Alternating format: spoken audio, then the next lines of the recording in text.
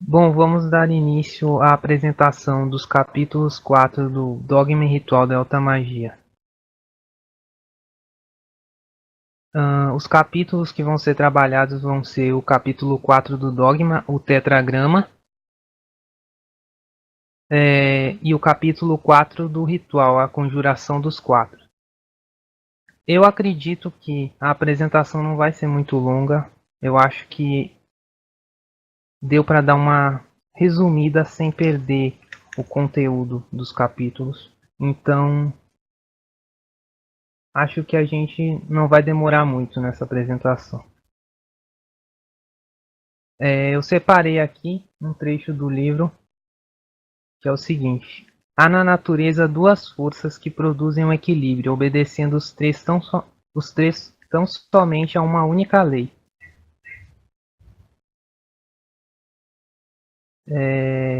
Eis aqui o ternário resumindo-se na unidade, e somando a ideia da unidade à do ternário, atinge-se o quaternário. O primeiro número quadrado e perfeito, manancial de todas as combinações numéricas e princípio de todas as formas. Um momento.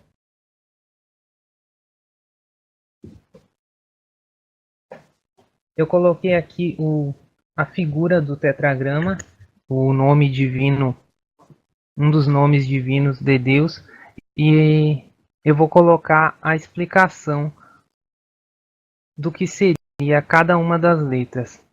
A primeira letra da direita para a esquerda é o iode e ele representa a inteligência ativa. Seria a parte da natureza que cria, enquanto Ré, a segunda letra da direita para a esquerda, seria a parte receptiva, que é influenciada pelo iode, que seria a inteligência ativa. A letra Val é o elo que liga os dois primeiros, que faz com que a inteligência ativa ela tenha uma ligação com a letra passiva que faça com que a atividade dela ocorra dentro desta segunda. Não tenho certeza se isso ficou claro. Mas o importante nessa apresentação acho que é a quarta letra, que é o segundo Ré presente nesse nome. Porque ele representa o todo dessa relação. Como Eliphas Levi mesmo colocou no terceiro capítulo, com o exemplo da gramática, o ternário ele, ele apresenta um eu, que é aquele que fala, tu, a quem se fala, ele, de quem se fala. Nós seria a primeira pessoa do plural, o primeiro a romper as barreiras do ego, e a partir daqui as pessoas do verbo perdem o caráter individual. Nós é o conjunto todo. É o iode, o ré e o val, e o que isso forma. Eu coloquei aqui embaixo também essa imagem da taça, ela é formada por dois rostos. Isso é uma imagem utilizada na Gestalt, e a Aren que me mostrou esse conhecimento. Ele pode falar melhor e dizer se eu falar alguma besteira. Nessa figura a gente tem um dos rostos representando, vamos dizer assim, um rosto ativo. Um outro personagem que seria o passivo. E o espaço entre eles talvez fosse esse ternário, que é o que faz com que os dois tenham uma relação. O quaternário seria então o conjunto todo que forma esse cálice. Por isso que esse é o primeiro número que mostra a forma. Ele é percebido como um novo objeto, apesar dele ser formado pelos outros três. Nesse caso, poderia ser visto como criador, a criação, a relação entre o Criador e a criação e o conjunto todo que forma essa relação. O cenário onde isso ocorre juntamente com os personagens que atuam dentro dele.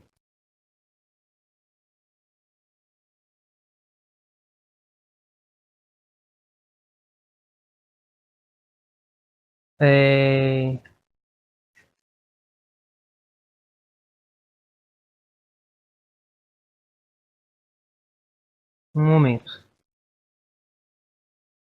Aqui tem um segundo trecho do livro onde diz: a morte realmente não pode ser um fim absoluto, assim como o nascimento não é um começo real. O nascimento prova a pré-existência do ser humano, visto que nada pode ser produzido a partir do nada. E a morte prova a imortalidade, visto que o ser não pode cessar de ser, como o nada não pode deixar de não ser. Aí eu peguei um outro trecho e acrescentei aqui que é: tudo que é procede do que era. Dessa forma, cada componente da realidade, assim como o quaternário, funciona como uma nova unidade, que dará início a uma nova recontagem. No exemplo da Gestalt, o cálice poderá ser decomposto nos componentes que geraram a sua forma, como uma cadeira pode ser decomposta em átomos, e estes átomos em prótons, nêutrons e elétrons. Inicialmente, eles vão ser decompostos dessa forma. Depois existem outras partículas, como quarks e essas coisas, mas inicialmente nisso. Dessa forma, como diz na Tábua de Esmeraldas, tudo provém da unidade por adaptação. Dessa forma, o próprio nascimento já é uma adaptação de algo que teve início na unidade, e com a morte é a mesma coisa, uma continuação dessa adaptação. Como o próprio Levi diz em um outro trecho do livro, as ilusões de vida e morte é uma constante geração.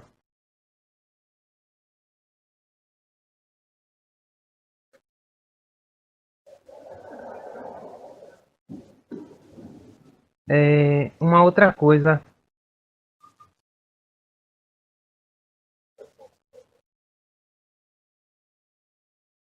no símbolo Vesica Piscis, por exemplo, um dos círculos representa a Deus, o outro círculo a criação. O momento em que os dois círculos se tocam e formam algo semelhante a um novo círculo, que é o símbolo do peixe, ele alcança a equivalência de forma entre Deus e a criação. E essa equivalência de forma, ela é o símbolo do cristianismo, um peixe, o filho do homem. Deus cria o homem e o homem cria o filho do homem. Quando o homem decide se trabalhar, ele cria um novo ser. E esse novo ser seria um homem aperfeiçoado, um homem recriado. Todas as formas do quaternário elas são análogas. Dessa forma, o Vesica Piscis ele tem um círculo ativo, um círculo passivo, a relação entre os dois círculos e o conjunto todo. Essas formas que o quaternário assume são sombras, tentativas de alcançar o ideal do número 4. Existe uma ideia e ela se repete nas mais variadas coisas, como por exemplo pontos cardeais ou os elementos. Como diz aqui, um momento, peraí. Como diz nesse trecho que eu destaquei aqui, os elementos mágicos são na alquimia o sal, o mercúrio e o enxofre e o azote. Na Kabbalah, Malclor.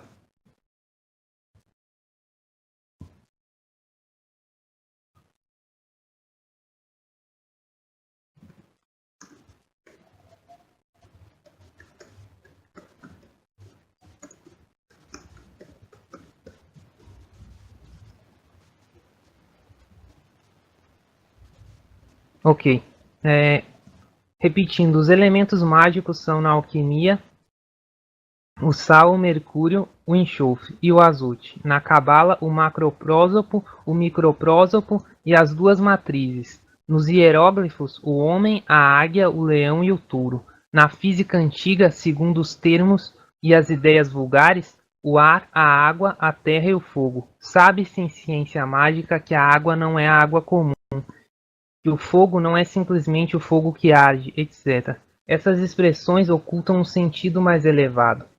Dessa forma, a gente pode entender que, por exemplo, os quatro elementos eles são, na verdade, formas da percepção humana. Se diz que a Terra é formada por quatro elementos. Esses quatro elementos não são o que a Terra em si é formada, mas as formas que a gente consegue perceber ela. É dentro do microcosmo. A percepção que o homem tem do mundo. E aí a gente tem o ar formando. Isso na verdade é um exemplo básico. Não se resume somente a isso, é só para a gente ter uma ideia. Mas o ar como a profundidade e a capacidade que o homem tem de desmontar um objeto, penetrar nele, como o ar pode dividir a água, como o ar pode dividir o fogo, a gente tem para investigar essa capacidade de investigação. A água, como a água pode ser servida num recipiente e assumir a forma desse recipiente, ela é a nossa capacidade de projetar coisas internas no que tem externamente a nós. O fogo é a capacidade de transformação, ela é o desenvolvimento, é a percepção do que cresce, do que se desenvolve, evolui, se adapta. E a Terra é o conjunto de tudo isso, que forma uma solidificação, um resumo da forma. É o que faz com que nós enxerguemos uma cadeira como uma cadeira e não como um conjunto de átomos. É o que a Terra é o que tapa os buracos para que a gente enxergue uma forma.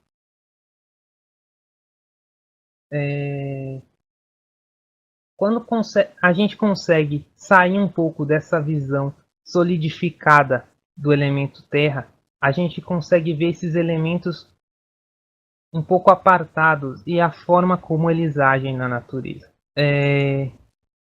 E isso pode servir de base para que a gente encontre uma nova percepção que se encontra além destes quatro, que seria o quinto, ou a visão espiritual, que acredito que vai ser melhor falada na próxima apresentação sobre o pentagrama.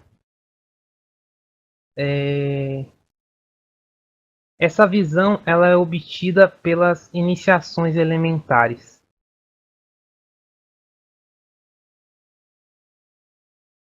E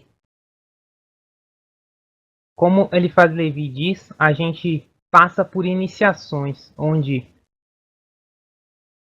o mago ele deve penetrar na ideia desses elementos. Ele deve vencer todas essas coisas que são regidas por esses elementos. E assim ele consegue alcançar o caminho da visão espiritual, que dá. Tá me ouvindo agora?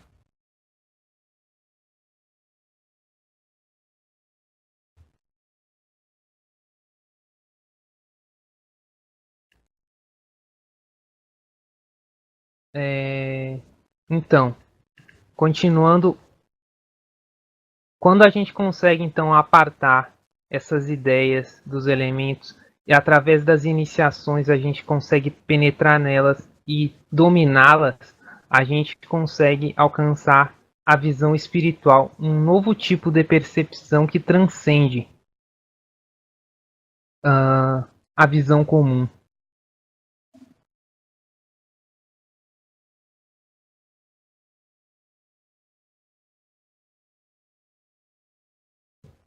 Aí Eliphas Levi diz aqui o que acaba complementando o que eu falei.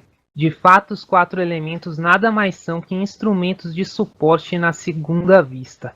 A segunda vista é a faculdade de ver na luz astral. a segunda vista é natural como a primeira, ou visão sensível e ordinária, contudo só pode operar pela abstração dos sentidos. E então se consegue isso pelas iniciações. Antigamente, as iniciações elas tinham uma forma mais primitiva e funcionavam com coisas mais físicas, coisas mais primitivas. Por exemplo, na antiga Pérsia, os reis e sacerdotes passavam por iniciações onde eles deveriam matar um leão. A ideia não é que eles matassem o animal leão, mas o que aquele animal se simbolizava, talvez seus instintos, talvez o que não estava no controle deles, no interior deles mesmos. Só que com o tempo essas iniciações se tornaram mais abstratas e hoje em dia a própria espiritualidade ela assumiu formas mais simbólicas de fazer isso, onde não envolvem perigos físicos reais, mas que busca esse mesmo significado. Por exemplo, quando a gente comemora a roda do ano e passa por e utiliza aqueles símbolos da maneira certa, coisas que estão presentes no simbolismo desses 4 elementos que são usados como superação na vida. O magista ele vai passar por acontecimentos regidos por esses 4 elementos e quando ele supera esses 4, ele adquire um domínio sobre eles e um novo tipo de percepção, que é o que vai ser falado na próxima apresentação. Então, eu acho que era isso que eu tinha para falar. Eu vou abrir para discussão agora. Um momento. Acho que já está feito.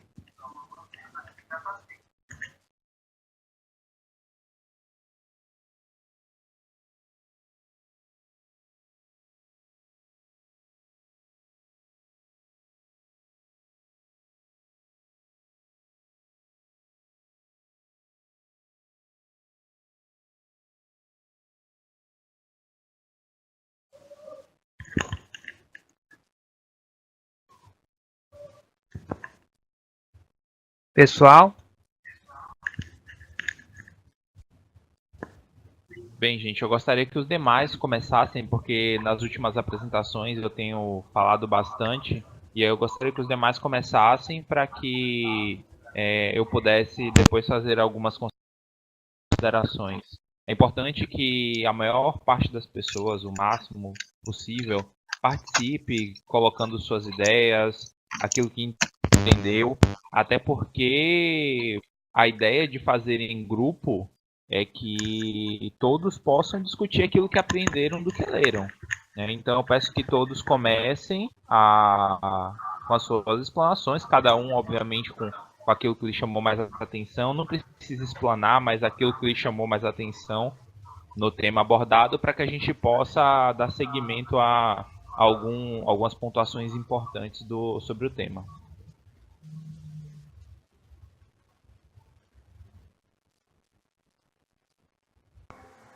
Pessoal, vocês estão conseguindo me ouvir? Sim. Sim. Ótimo. Eu não tenho muita coisa para falar, na verdade. Primeiro, eu gostei muito da apresentação, Neil. Foi bem explicativa, bem interessante. Quanto à referência que você fez à Gestalt, bem, para falar a verdade, eu tive uma matéria bastante resumida de Gestalt e eu achei que a sua explicação da imagem foi condizente com o contexto, mas não foi exatamente dessa forma que ela me foi apresentada. Ela me foi apresentada para explicar um conceito da Gestalt que é o de figura e fundo, que é aquilo que está no centro da sua atenção no momento. Às vezes o que você enxerga é o cálice e aquilo é figura para você, os rostos são fundo, você não percebe os rostos e você percebe apenas o cálice, e às vezes os rostos são figura para você, eles são o que está na sua consciência e o cálice passa a ser fundo, ele passa a ser a imagem de fundo que simplesmente dá contorno aos rostos. Então, eu não entendi da forma como você colocou, mas a forma como você colocou condiz com o que você estava apresentando. Foi uma imagem usada de uma boa forma para explicar o que você estava falando. Quanto ao conteúdo em si, eu senti um bocado de falta do ritual. Eu não sei se eu estou confundindo a leitura, mas eu li as duas partes recentemente. Eu senti um bocadinho de falta da parte do ritual. Mas eu entendo o que você disse, eu não tenho muito para falar de teoria. O máximo que eu tenho para dizer é de um pouco de experiência pessoal. Eu não sei dizer o quão intensas essas experiências foram, porque não é uma coisa comparativa, eu só posso falar da minha própria experiência. Mas eu entendo o que você fala com relação às iniciações, o quanto isso é simbólico para que sejam vencidas, para que sejam dominadas as características internas. Eu fiz durante um ano, eu fiz algumas práticas relacionadas a esses 4 pontos. E foi muito perceptível como o conhecimento dessas 4 fases se desenvolveu e como eles foram testados e os obstáculos que foram necessários que eu superasse para que eu conseguisse ter domínio e entendimento desses 4 níveis. Da forma, a percepção, a sensação, o pensamento e a força. É uma coisa genial a maneira como esse livro desenvolve esses conceitos. É isso que eu tenho para falar, eu acho.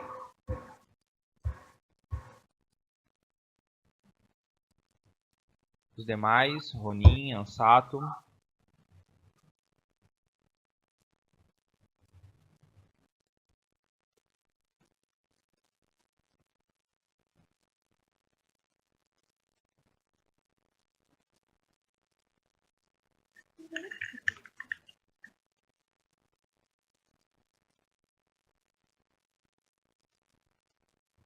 Nenhuma dúvida por minha parte.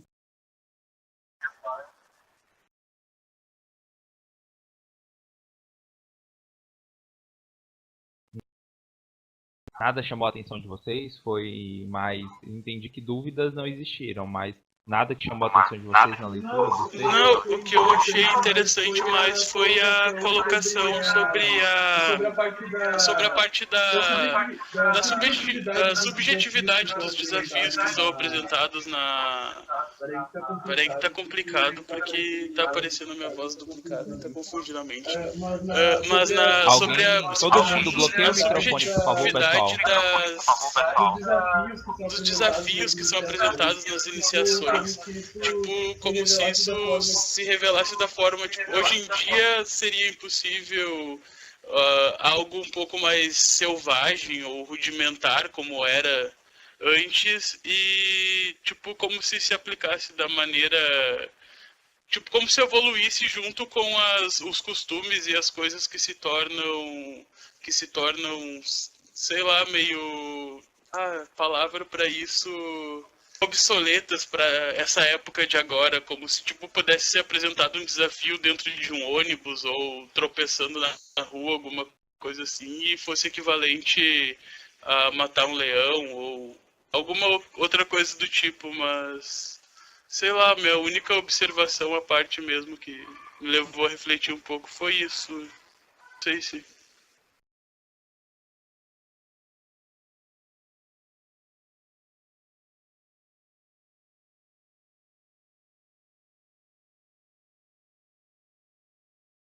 Bom, é pertinente de fato essa percepção, né, que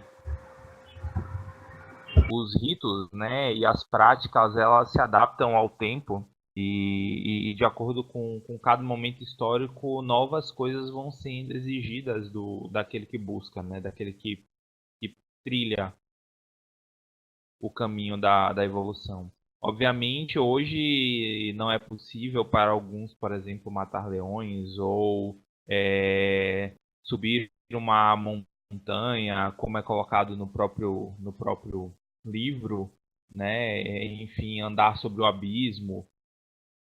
Na verdade, são coisas possíveis, mas não acessíveis a todos. Obviamente, a gente precisa entender que o processo de iniciação ele é simbólico, né? E como o Aren realmente colocou, ele é realmente algo que diz respeito ao indivíduo, né? E somente ele pode falar categoricamente, digamos assim, sobre como aquilo o move, como aquilo mexe com ele, como aquilo o transforma de alguma maneira. E isso é perfeitamente compreensível, porque obviamente a consciência humana ela evolui com o passar do tempo e cada momento histórico demanda daquele que busca ações diferentes, né? Pensamentos diferentes, coisas diferentes, ações acertadas e ajustadas para o momento histórico que está se vivendo.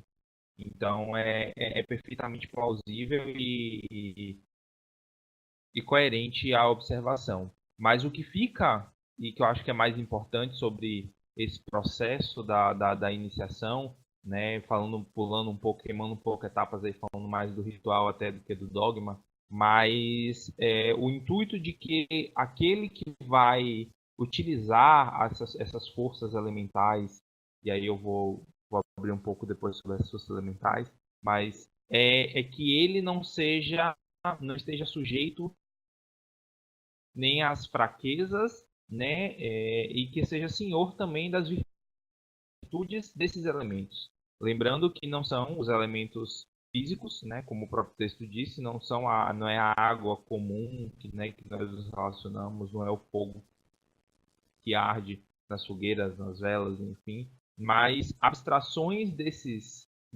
princípios, né, dessas imagens e o que elas representam no indivíduo e como ele pode se desenvolver e desenvolver essas características desses elementos. Mas, enfim, voltando para o início, eu acho que é interessante a gente pensar na ideia do número 4 como ele sendo o último da escala que vai formar todos os outros números. Se nós pararmos para pensar, a gente tem o número 1, o número 2, o número 3 e o número 4. 1 mais 2, 3. Esse resultado mais 3, 6. E com 4 nós temos a década, ou seja, nós temos o número 10. Nós temos todos os números possíveis para poder criar todos os demais números. Ou seja, o número 4 é considerado o número da criação, né? E pensando em Kabbalah, que eu sempre vou citar, porque é um conhecimento que dialoga com quase todos os conhecimentos que a gente vai se deparar dentro do ocultismo, porque é a base, na verdade, de boa parte do ocultismo. Você percebe que nada mais, nada menos Hesed é o primeiro elemento humano, digamos assim, né, após o ternário superior, ou seja, após Keter, Chokhmah e Binah, Hesed é o primeiro elemento humano, digamos assim, ou seja, que é fora dos limites criadores, fora da tríade superior, é Hesed, né? Tanto que dá o nome, inclusive, do capítulo, né, o tetragrama, Hesed. Então a gente percebe que Hesed é uma figura extremamente importante, porque como eu falava na última palestra, a gente tem um ponto, que seria a representação da unidade, Keter. Nós temos dois pontos, que seria Hormah, e viria a traçar, entre dois pontos você consegue traçar uma reta, e ainda assim você não tem manifestação nesse momento. E aí você tem um terceiro ponto, que seria Binah, o correspondente a Binah, que seria a delimitação de um plano. Ou seja, com 3 pontos eu consigo delimitar uma ideia. eu consigo criar uma possibilidade de que algo possa vir a existir, mas essa coisa ainda não existe, né? Pensando em termos de criação, ainda não existe. E a partir do quarto ponto, que formaríamos um tetraedro, né? Com esse quarto ponto, é que existe a espacialidade, ou seja, você começa a ter noção de formas de fato. Não é uma coisa apenas bidimensional, mas uma coisa tridimensional. E aí a gente tem a criação, e propriamente dito é o número de Hesed, e essa é a propriedade de Hesed. A propriedade de Hesed é exatamente a criação. O símbolo de Hesed é exatamente uma árvore. Na verdade, a Hesed tem dois símbolos. Né? Hesed tem a árvore como um símbolo, e tem também um rei sentado sobre o seu trono, que provê tudo aquilo que é necessário para que a criação exista. Ou seja, é exatamente o momento de criação, de dar segmento à criação. Enfim, esse seria o intuito de falar do quaternário. Para mim ficou muito interessante também a ideia dos personagens, e o quaternário sendo essa relação entre os personagens, porque quando a gente falava também na última palestra, fazendo análise do ternário, existe o ente, existe a criatura, existe a relação entre essa criatura e, de fato, o todo. Ou seja, a criação parte, né, desse conjunto da obra. E, de fato, quando você vai olhar o quaternário, ele explica todo o restante, ele engloba com o quaternário, você consegue chegar até o número 10 e, consequentemente, a todos os outros números. Né? Digamos que bastava para a criação apenas 4 elementos, digamos assim. O restante seriam apenas desdobramentos desses 4 elementos iniciais. Né? O ente, ou seja, o criador, a criatura, a relação e o conjunto,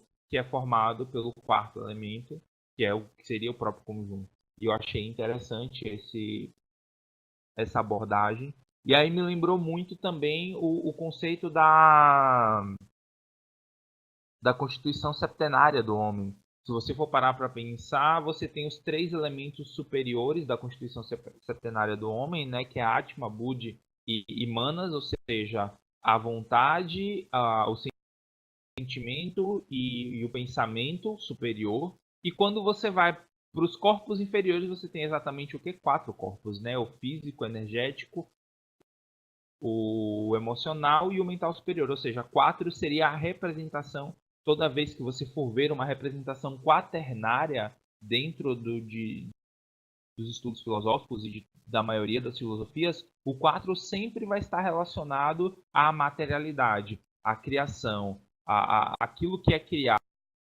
ou seja, a manifestação das ideias superiores. Se você for olhar, nós temos a tríade superior, que seriam os elementos divinos, a individualidade, os 3 corpos superiores, Budi, Atma, Budi e Manas, e você tem os 4 corpos inferiores, ou seja, 4, o quaternário, mais uma vez, expresso na matéria. Um ponto interessante também, e que foi citado na última palestra, eu não sei se vocês se lembram, mas eu falava sobre as 4 bases da filosofia, que seria a religião, a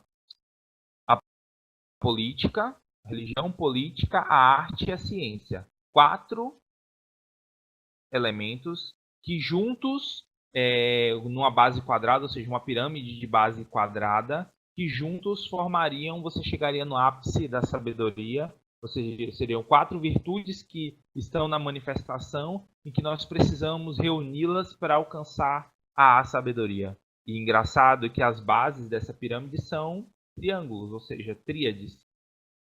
Ou seja, elementos espirituais que direcionam 4 formas inferiores. Mais uma vez, a relação do ternário como sendo aquilo que dá forma, que dá direcionamento ao quaternário, que seria a manifestação.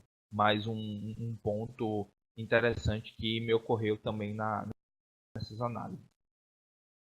Falando, né, dos 4 elementos como veículos para a segunda vista, para a visão espiritual, digamos que, na minha percepção, na leitura do texto, seriam como se fosse, a gente precisa dominar aquilo que é inferior para que a gente possa alcançar os estágios superiores. Assim como é colocado na conjuração dos 4, na parte do ritual, é preciso que nós dominemos esses aspectos inferiores para que a gente possa verificar e nos desidentificarmos do inferior, na verdade, para que possamos nos identificar com os elementos superiores.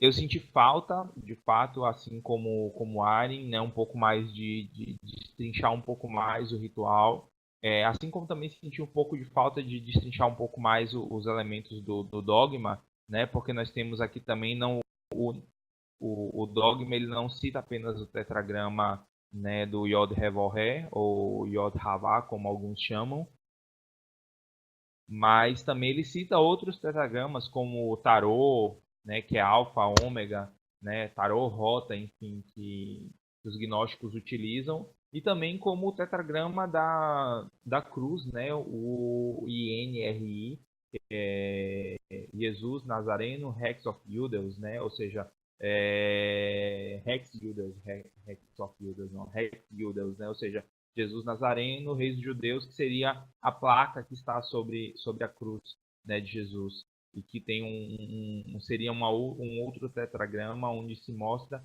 assim como também o símbolo da cruz como algo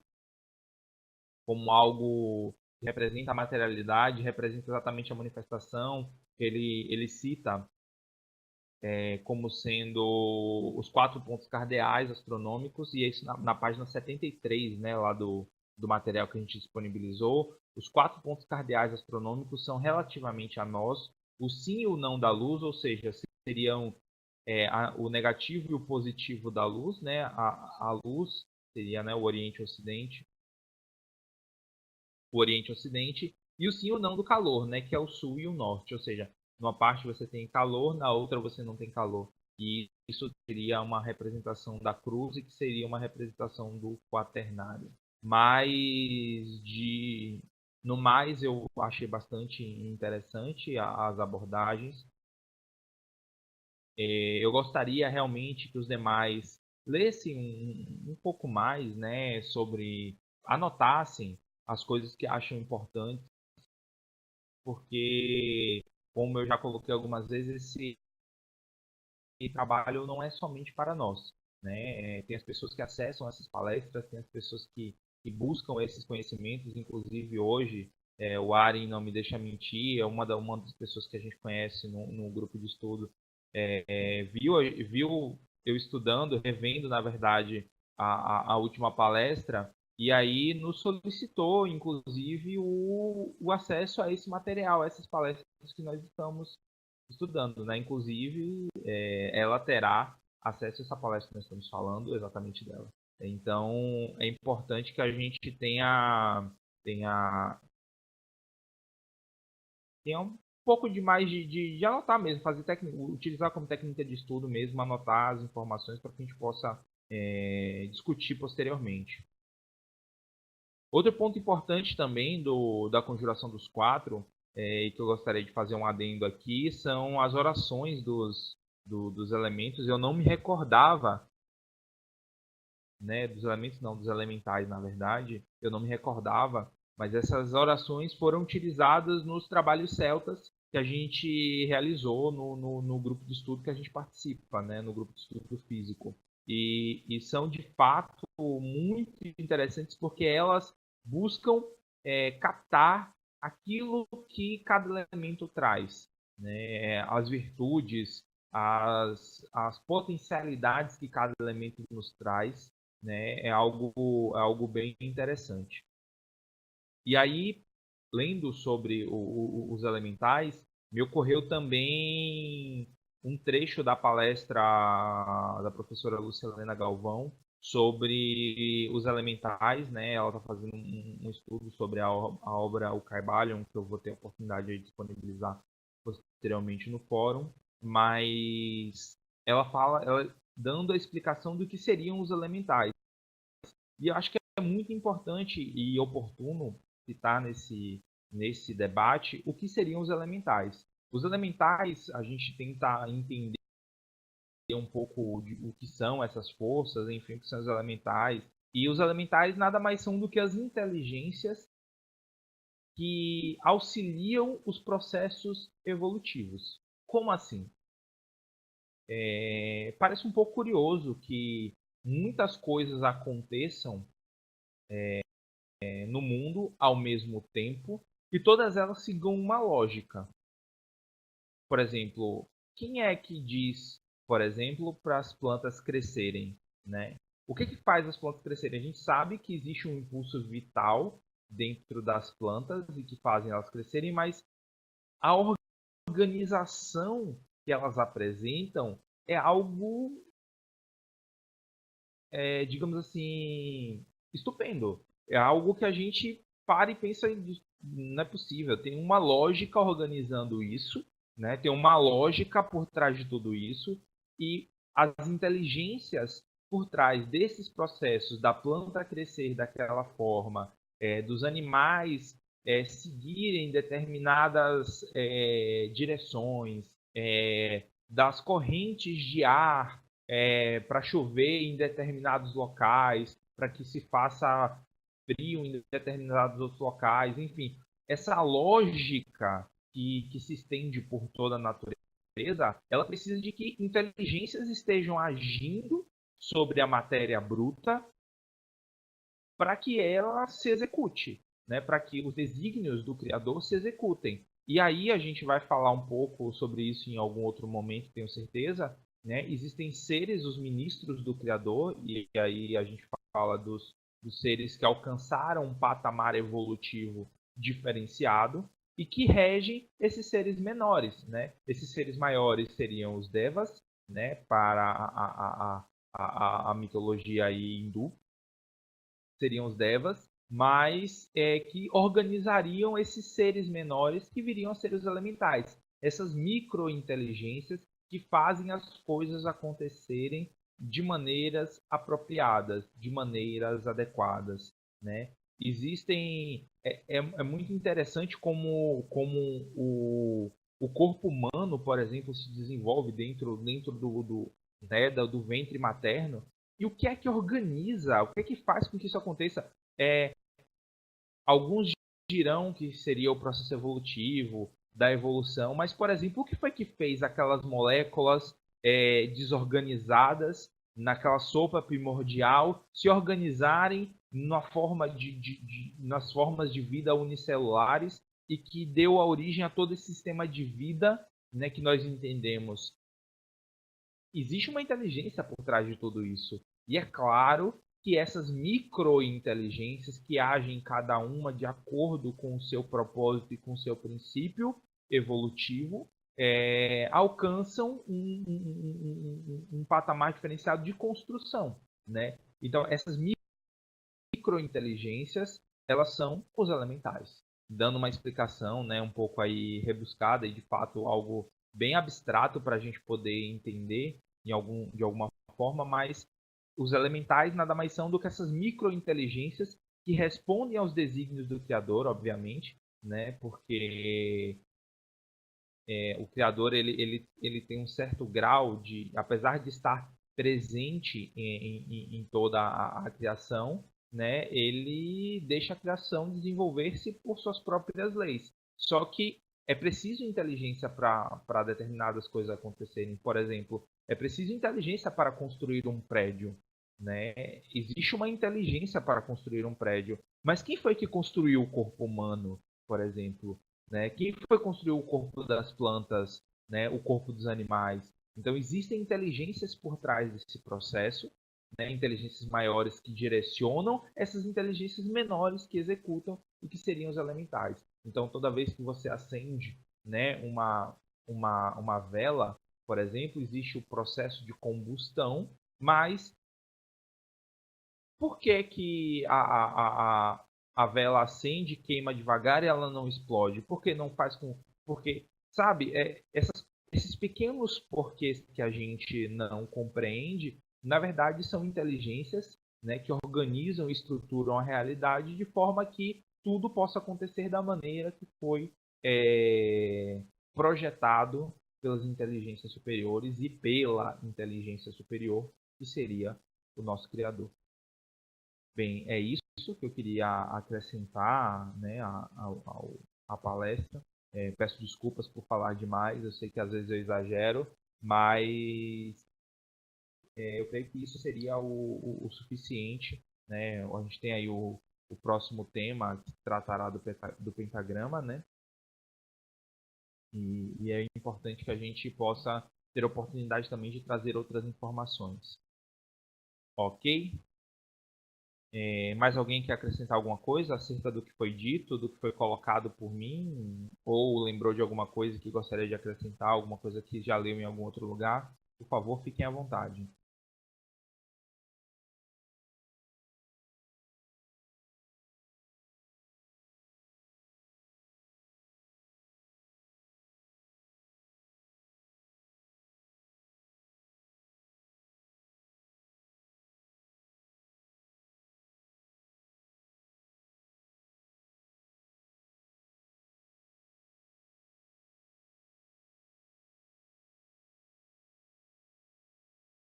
Então, Nil, a palavra é sua.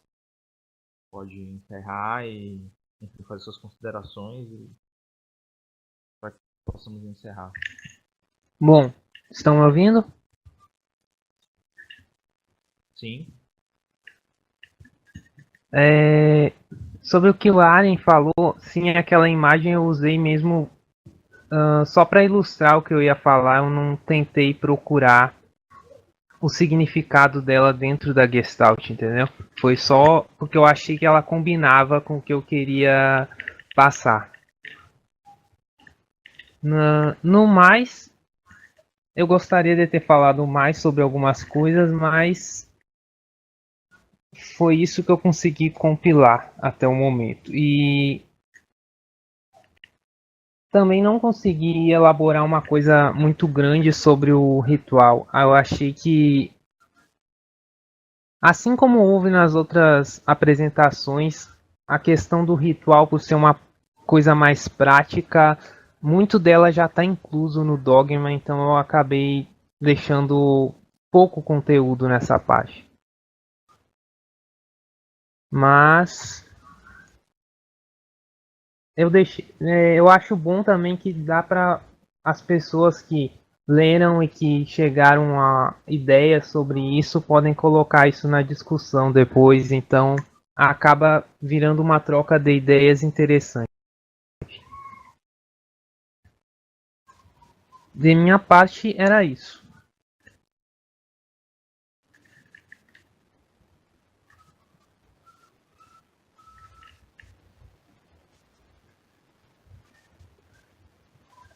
Então, boa noite a todos, né? E aguardamos a próxima. E assim, Nil, que você concluir o salvamento, eu peço que você me encaminhe para que a gente possa disponibilizar lá no canal do YouTube, que a gente está postando as palestras para fazer a futura postagem no fórum, tá bom? Ok. Boa noite a todos. Obrigado, boa noite a todos e obrigado.